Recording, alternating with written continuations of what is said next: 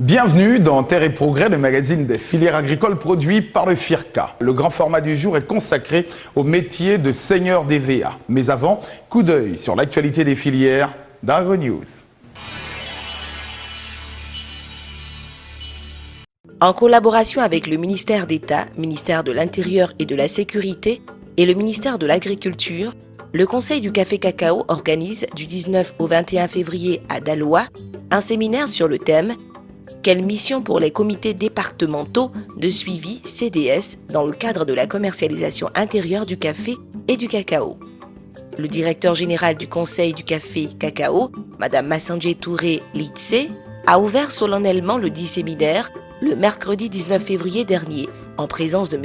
Innocent Kofi Kofi, directeur des ressources humaines, représentant du ministre d'État, ministre de l'Intérieur et de la Sécurité, et de M. Broukwame, préfet de région, préfet de Daloa. Ce séminaire qui a rassemblé l'ensemble des préfets de région et des préfets départementaux des zones de production de café et de cacao avait pour objectif principal de permettre au CDS d'avoir une bonne connaissance des procédures de suivi de la commercialisation intérieure. Il s'agissait surtout à l'occasion de ce séminaire de préciser et de coordonner les mécanismes de suivi initiés par le Conseil du café cacao dans le but de redynamiser tout le système de commercialisation intérieure. Les séminaristes ont reconnu à l'unanimité la place primordiale des CDS dans l'organisation de la commercialisation intérieure du café et du cacao. D'où le grand intérêt que Madame le directeur général et le directeur général adjoint chargé de la production, M. Édouard Nguessan, accordent aux résolutions de ce séminaire. Le secteur de l'EVA en Côte d'Ivoire est marqué par l'émergence de nouveaux postes qui, de par leur importance, sont devenus de véritables métiers capables de résorber le chômage des jeunes. Aujourd'hui, nous vous présentons le métier de seigneur d'EVA.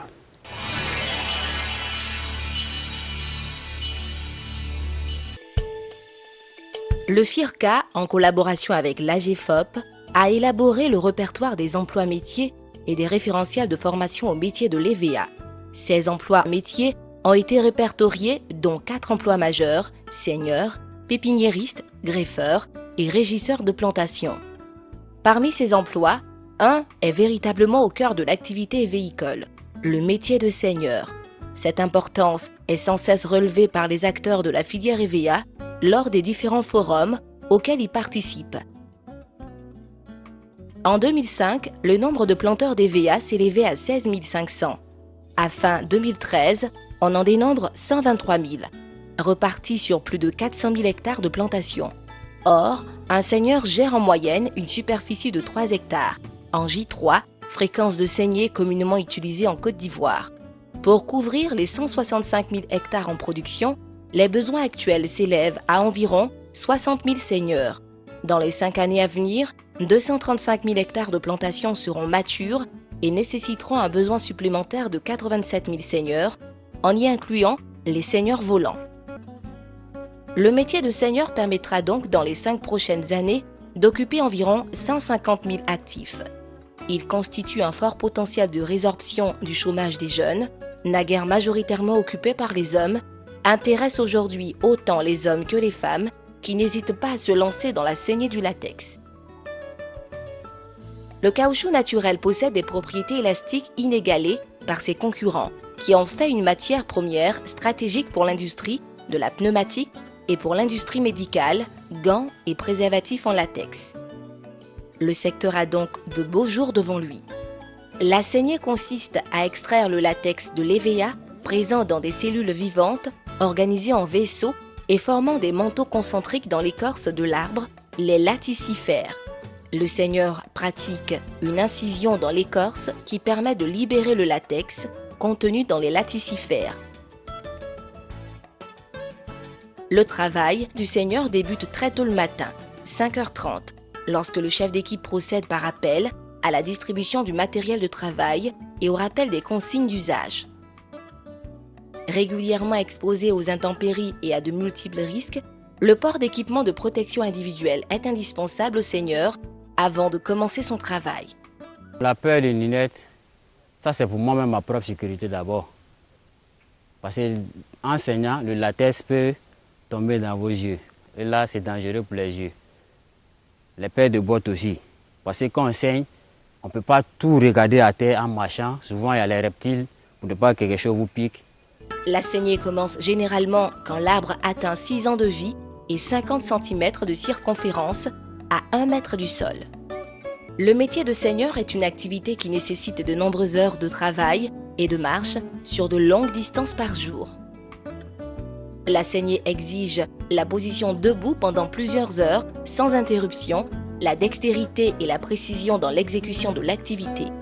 Dans les plantations, le seigneur a droit à une part comprenant 500 à 700 arbres à saigner selon le système d'exploitation choisi. Au moyen d'un couteau adapté, il découpe une fine lamelle d'écorce dans un mouvement descendant ou ascendant et oblique sur la moitié de la circonférence du tronc en démarrant à 1,20 m du sol. Après quelques heures, le latex commence à coaguler sur l'encoche. Le flux s'arrête.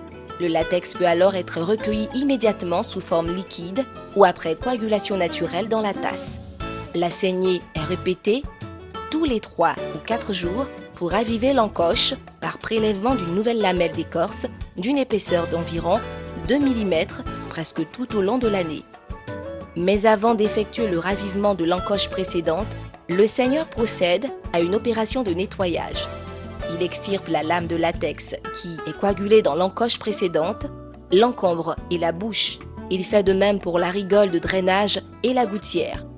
Ce latex coagulé est ainsi récupéré et appelé cernambi. Quand j'ai commencé là, mon mari n'a pas accepté. Jusqu'à on est dedans, on discute toujours, on discute. À un moment, j'ai dit que moi je vais partir au centre pour aller chercher bois. Pour aller chercher bois là, à ce temps, moi j'ai parlé avec les chefs qui font école enseignée là. Quand j'ai parti chercher mon bois, c'est dans ça que j'ai commencé à apprendre à saigner. Au moment où il va savoir que je prends à saigner, c'est le jour qu'on m'a donné le couteau.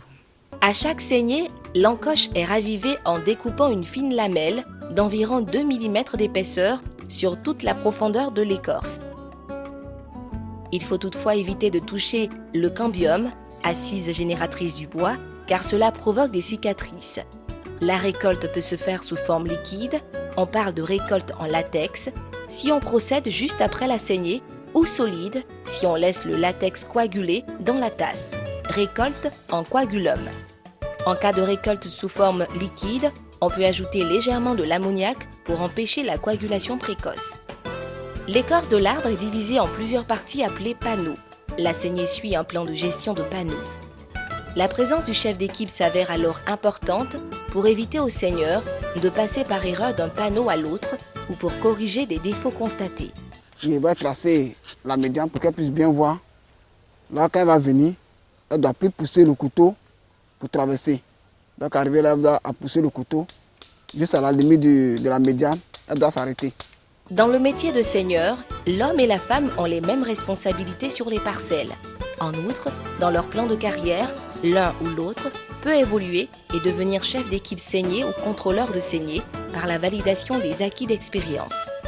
Selon M. Ameya Adomant-Pierre, en plus des compétences techniques comme la manipulation du couteau de saignée, de la gouge, la réalisation des ouvertures de panneaux, le traçage du repère de consommation, l'équipement des arbres avec le matériel de récolte, l'application des produits stimulants, etc., les seigneurs disposent de compétences telles que la connaissance de l'arbre, des maladies, de la gestion des panneaux, des fréquences de saignée et de stimulation, ainsi que des clones. En outre, avec discipline et rigueur, ils réussissent à appliquer avec maîtrise une méthode précise en fonction du processus de saignée. Le métier de seigneur, comme le dit, c'est un métier. On ne vient pas par là au hasard. On ne vient pas parce que ailleurs ça n'a pas marché. Donc pour être seigneur d'abord, il faut suivre une formation. Et c'est après cette formation qu'on devient seigneur. C'est-à-dire qu'au niveau de la formation, il y a 2 étapes. D'abord, la formation en école sèche. L'école sèche, c'est un endroit où on coupe les troncs des VA. Et l'école verte, c'est la formation qu'on suit en saignant. Là, on pratique même la saignée sur les bois. Mais le profil de carrière au niveau du seigneur, Pour des petites plantations, il n'y a pas de profil de carrière. Mais pour une grande plantation, il y a des profils parce que de là, ton chef seigneur qui est là peut monter contrôleur.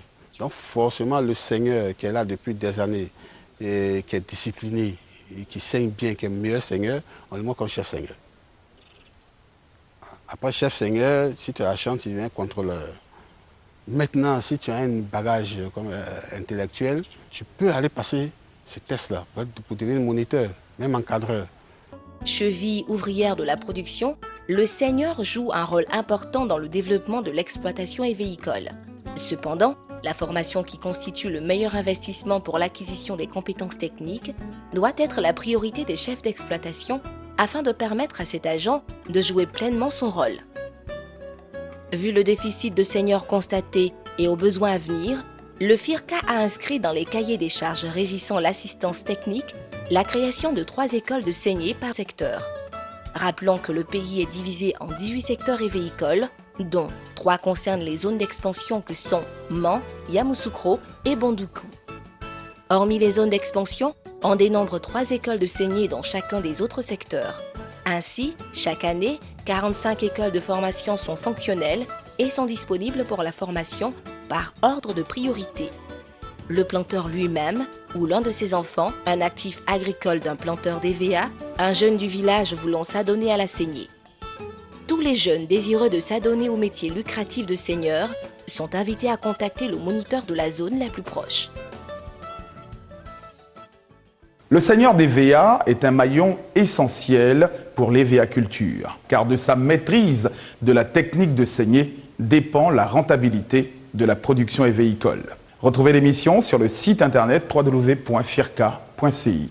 Terre et Progrès pour aujourd'hui, c'est terminé. Je vous souhaite de passer un excellent week-end et rendez-vous la semaine prochaine.